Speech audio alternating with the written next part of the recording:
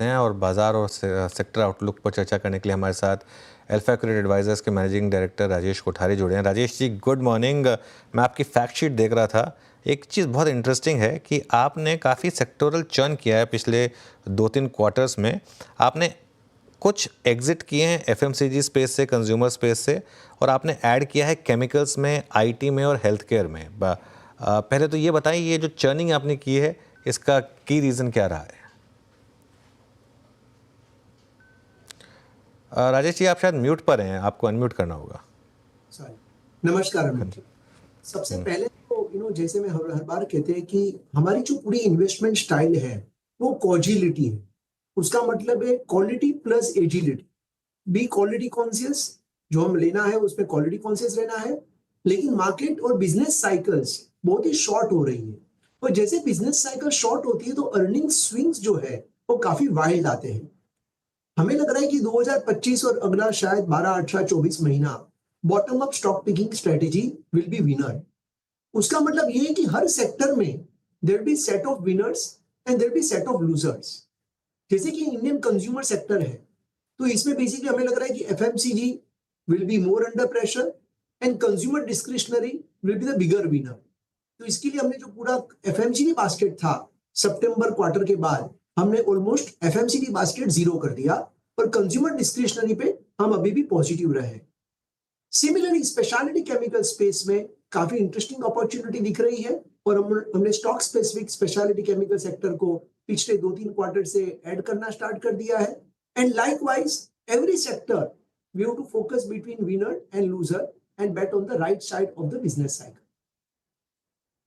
अच्छा, ये केमिकल्स पे आपका व्यू क्या है? जैसे कि अनुज ने टिप्पणी करी भी, आई मीन केमिकल्स में कुछ अर्निंग्स बहुत स्ट्रॉन्ग थी। I mean for instance SRF ने अच्छी अर्निंग्स दी थी, लीडरशिप उसके पास थी, नवीन की अच्छी अर्निंग्स थी, यूपीएल की।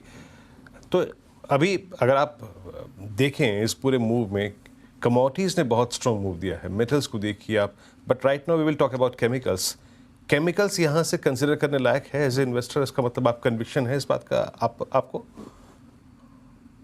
वीरेंद्र जी, केमिकल एक ऐसा सेक्टर है कि जिसके अंदर बहुत सारी सब सेगमेंट्स हैं। तो सबसे पहले तो केमिकल को आपको दो पार्ट में स्प्लिट करना पड़ेगा, कमोडिटी केमिकल और स्पेशलिटी केमिकल। तो कमोडिटी केमिकल को अवॉइड करना है, क्योंकि यहाँ पे चाइना डंपिंग का सबसे बड़ा रिस्क है। ऑलरेडी चाइना डंपिंग जोर से चालू ऑलरेडी है। गवर्नमेंट इज वर्किंग ऑन, काफी सारी जगह पे एंटी डंपिंग ड्यूटीज लगा रहे हैं, फिर भी प्रेशर प्राइसिंग का बहुत ही बड़ा है। सो कमोडिटी केमिकल को हमें अवॉइड करना पड़ेगा। स्पेशलिटी केमिकल के अंदर मल्टीपल सब सेगमेंट है, और इसके अंदर जो एक सेगमेंट है जिसको कहते हैं pigment and colour related segment, तो that is a one segment जहां पे हम पॉजिटिव है।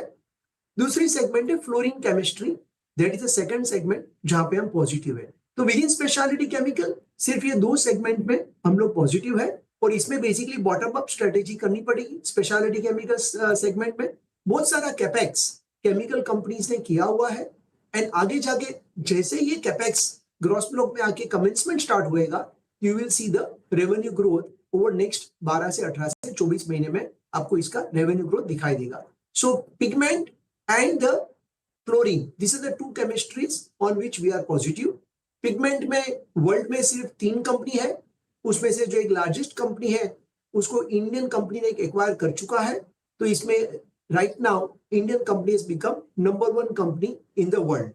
So that is a one company which we have bought in pigment segment, and fluorine में we are holding one of the leading player in the fluorine space in the specialty chemical. Company का नाम miss कर दिया मैंने, कौन सी company बोली आपने?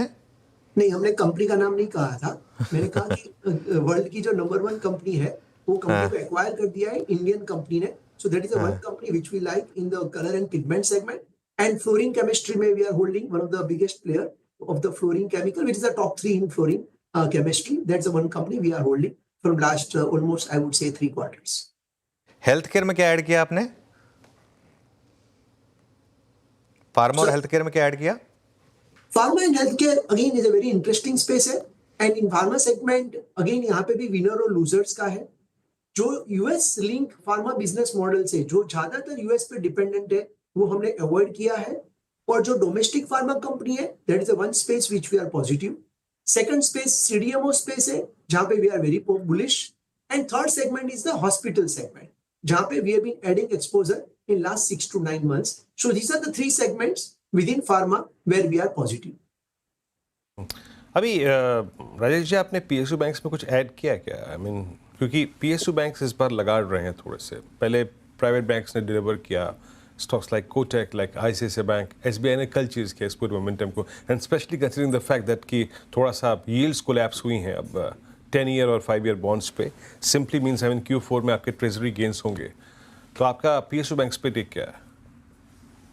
Entire banking space में अगर आप देखेंगे कि इसमें फेसिस रहता है, अगर आप देखेंगे कि 2018 से लेके 2016 से लेके 2020 का जो टाइम था, 2021 तक का जो टाइम था, जहां पे पीएसयू बैंक्स का प्रॉफिट बहुत ही प्रेशर्स में था, क्रेडिट कॉस्ट बढ़ रही थी। क्रेडिट कॉस्ट बढ़ने के लिए उनका इंटरेस्ट इनकम भी कम हो रहा था, प्रोविजन भी बढ़ रहा था और बुक वैल्यू पे भी इंपैक्ट हो रहा था। सो ये पूरा फेस में private sector out perform the PSU banks. उसके बाद का 4 साल ऐसा रहा जहां पे क्रेडिट कॉस्ट रिवर्सल हुई, जिसका इफेक्ट नेट इंटरेस्ट इनकम पे भी पॉजिटिव रहा, and overall both select private banks and good public sector banks they have delivered handsomely. अभी क्या होएगा अगले 3 साल में कि ये गैप जो है ना बहुत नैरो हो गया है। अब ये दोनों जो अच्छी बैंक्स है, प्राइवेट में या पब्लिक में, जो अच्छी बैंक्स की बात कर रहा हूं, वो अच्छी बैंक्स का दोनों का एनआईआई ग्रोथ जो है, लोन बुक ग्रोथ जो है, वो काफी सिमिलर दिखेगा, 10, 11, 12, 13, 14% तक का काइंड ऑफ ए रेंज दिखेगा। तो ऐसा नहीं कि पीएसयू बैंक्स का प्रॉफिट ग्रोथ 80% हो जाएगा और प्राइवेट सेक्टर का 15% रहेगा, जो पहले था लास्ट 4 साल में वो प्ले हो गया। तो अभी कोई बहुत बड़ा डिफरेंस नहीं रहेगा in terms of the earnings matrix. So one needs to be very very careful while selecting the bank. इसमें भी बॉटम अप स्ट्रेटेजी करनी पड़ेगी।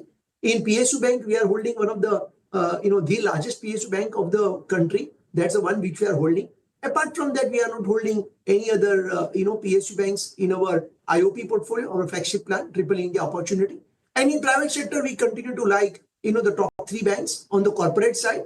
But importantly, we also have the few large NBFC, commercial vehicle financing NBFC, one largest gold finance NBFC, and of course the second and commercial vehicle financer.